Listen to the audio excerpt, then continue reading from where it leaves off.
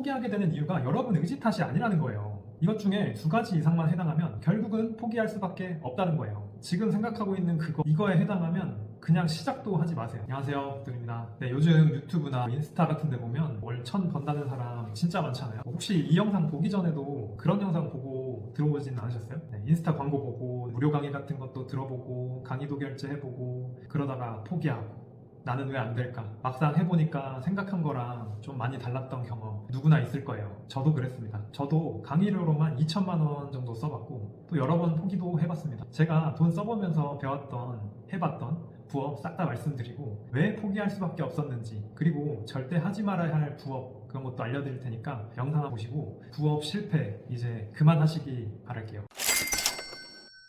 자, 일단은 부업을 선택할 때 필수 요소가 6가지가 있더라고요. 일단 제가 해보고 또 포기해보면서 느낀 게 포기하게 되는 이유가 여러분 의지 탓이 아니라는 거예요. 이것 중에 두 가지 이상만 해당하면 결국은 포기할 수밖에 없다는 거예요. 지금 생각하고 있는 이거에 해당하면 그냥 시작도 하지 마세요. 일단 첫 번째로는 본업에 지장이 있으면 안 됩니다. 어렵게 들어간 대기업, 어렵게 이직한 기업들 정말 못 잃죠. 그리고 두 번째로는 시간과 돈을 더 이상은 바꾸면 안 됩니다. 우리는 이미 직장에 11시간 혹은 그 이상을 쓰고 있습니다. 이 상황에서 쿠팡 물류센터 알바, 소카 드라이버 알바 이런 것들은 결국 제2의 직장일 뿐이에요. 시스템으로 벌 수 있는 구조를 부업으로 선택해야 됩니다. 그리고 세 번째로는 시공간에 제약이 있어서는 안 됩니다. 애기 재우고 주말에 잠깐, 출근 전에 잠깐, 퇴근하고 자기 전에 잠깐 이렇게 해야 되기 때문에 온라인과 컴퓨터를 활용해야 되는 필수 요소가 있죠. 그리고 네 번째로는 투자금이 많이 들어서는 안 됩니다. 아니 돈이 없으니까 부업을 하는 건데 돈이 또 들어간다? 아, 이거는 안 돼요. 무인 아이스크림이나 이런 인테리어비 이런 것들이 들어가는 오프라인 창업은 부업으로 적합하지 않아요. 자, 다섯 번째로는 위험하거나 다치지 않아야 합니다. 이거는 제가 좀 쫄보라서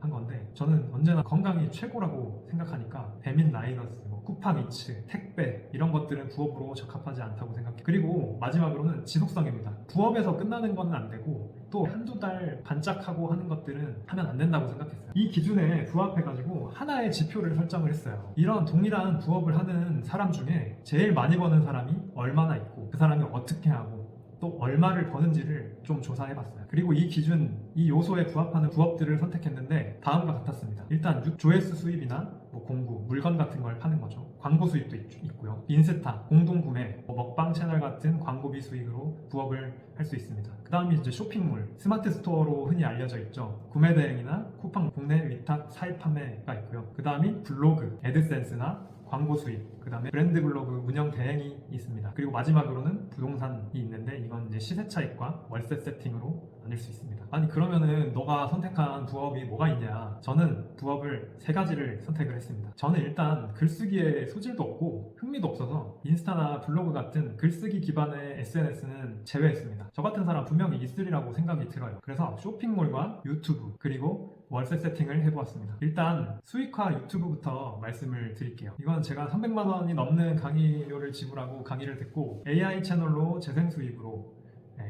한 달에 300에서 500까지 벌어봤어요. 구독자는 1.5만까지 만들어봤고요. 5천 정도 되는 채널들도 있고 한데 지금은 일단은 하지는 않고 있습니다. 장점은 드는 돈이 거의 없다. 프로그램비 정도 드는 거 외에는 드는 돈이 없습니다. 단점은 드는 돈이 없기 때문에 정말 시간과 에너지를 갈아 넣어야 되고 이 에너지도 단순한 에너지가 아니라 창작의 고통이 정말 어마어마합니다. 그리고 유튜브라는 게 시작을 하면 정말 나 자신과의 싸움이 계속되기 때문에 이게 심리적으로도 굉장히 압박이 많이 느껴집니다. 일단 포기한 이유를 말씀드리면 이 AI 채널에 한해서는 결국 유튜브도 원고 스크립트 싸움이라서 AI 활용도나 글 쓰는 것에 대한 능력치 이런 것들에 수입이 굉장히 많이 좌우되고 확장성을 가지기가 생각보다 어려웠어요. 그리고 지속성도 영상 하나에 기대되는 수익 외에는 더 추가적인 어떤 시스템적으로 나오는 그런 수익을 기대하기는 조금 어려웠습니다. 두 번째는 월세 세팅인데 저는 경매 강의에만 1000만 원 이상을 지출을 했었고 건의 낙찰, 시세 차익으로는 꽤 좋은 성과를 거뒀지만 월세 세팅은 금리가 높아지는 탓에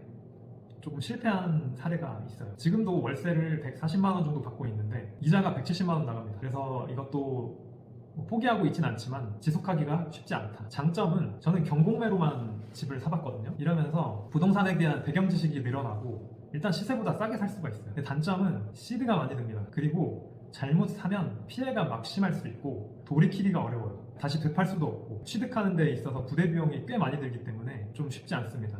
그리고 제일 중요한 거로는 그 대외 변수라고 하죠. 매크로 뭐 금리 인상이나 부동산 정책 이런 것들에 영향을 많이 받기 때문에 일개 개인이 대응할 수 있는 영역이 되게 한정적입니다. 포기한 이유는 포기는 안 했습니다. 아직 안 했습니다. 시드가 좀 떨어졌기 때문에 시드를 모아서 다시 계속해서 자산을 늘려갈 생각입니다. 그리고 세 번째 마지막으로는 온라인 쇼핑몰인데요. 그 중에서 저는 구매 대행을 선택을 했어요. 일단 쇼핑몰은 처음에 좀 알아보니까 물건을 사서 파는 방식이 있고 재고를 사지 않고 위탁하는 방식이 있더라고요.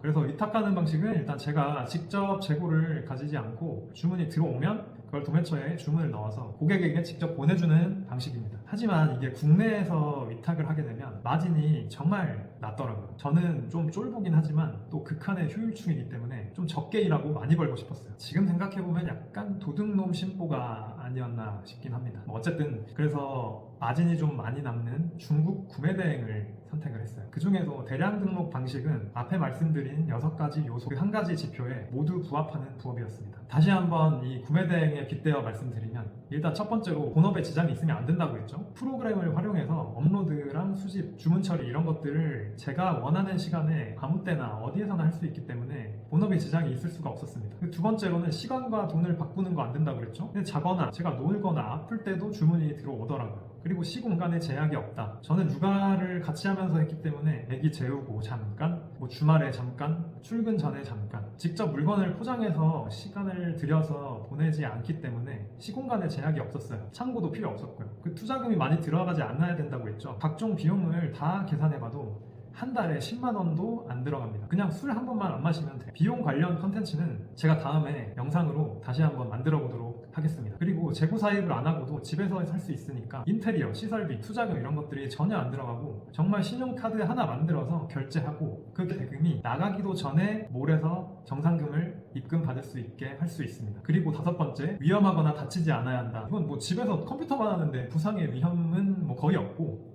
거북목 조심해야 됩니다. 그리고 부업에서 끝나면 안 된다고 했죠. 마지막 구매 대행으로 셀링의 실력을 키워서 사입이나 브랜딩, 나중에 더 큰 온라인 셀러로 성장도 가능합니다. 장점은 포기해도 일단 손해가 없어요. 한 달에 10만 원 손해보는 거 외에는 없습니다. 단점은 너무 많은 사람이 하고 있다라는 거. 근데 이거는 제가 시작하는 4년 전에도 똑같이 나오던 얘기였습니다. 포기한 이유는 포기를 안 했습니다. 포기를 할 수가 없습니다. 제가 포기 안 한 이유는 앞에 컨텐츠로 만들었기 때문에 그걸 다시 보시면 감사하겠습니다. 자, 이렇게 하지 말아야 될 부업, 그리고 그 기준과 제가 해봤던 부업들, 그리고 꼭 해야 되는 부업을 말씀을 드려봤는데요. 사실 이거 말고도 주식, 코인, 뭐 공모주, 앱테크 이런 것들, 자잘한 것들 저도 정말 많이 해봤습니다. 하지만 대부분의 것들을 하다가 정말 그만두기도 많이 해봤고, 사실 그때마다 난 진짜 왜 이럴까, 뭐 이런 좌절도 해봤고, 왜 난 끈기 있게 하지 못할까, 뭐 이런 생각도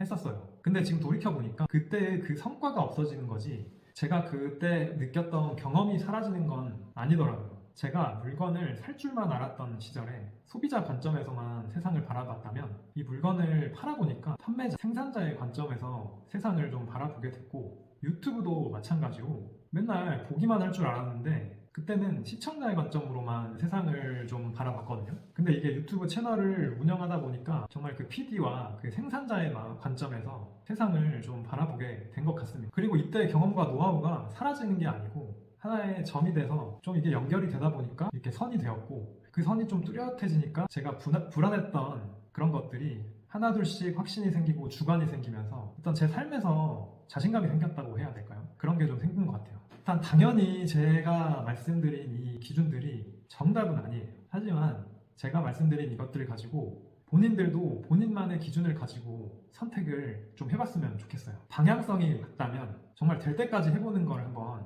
권장을 드릴게요. 하다가 좀 포기하면 어때요? 진짜 끝까지 후회 없다, 정말 내가 할 때까지 해봤다 라면 진짜 그 경험과 노하우는 정말 어디에서도 얻을 수 없을 경험과 노하우일 거고 어떻게든 빛을 발하게 될 겁니다. 저도 정말 대단한 건 아니지만 제 돈, 시간, 에너지 써서 얻은 경험과 노하우 같은 것들을 이 채널을 통해서 계속해서 전달을 해드릴 테니까 구독과 좋아요 지금 한번 눌러주시면 정말 많은 힘이 될 것 같아요. 월에 100만 원 더 벌기 원하는 바쁜 직장인분들, 육아맘들이 제 유튜브 보는 시간을 정말 헛되지 않고 의미 있는 시간으로 만들어 드리겠습니다. 제 영상 끝까지 봐주셔서 감사합니다. 오늘의 요약, 부업 월천 따라다니다 포기하지 말고 일단 잘 모르겠으면 구매 대행부터 시작해보자.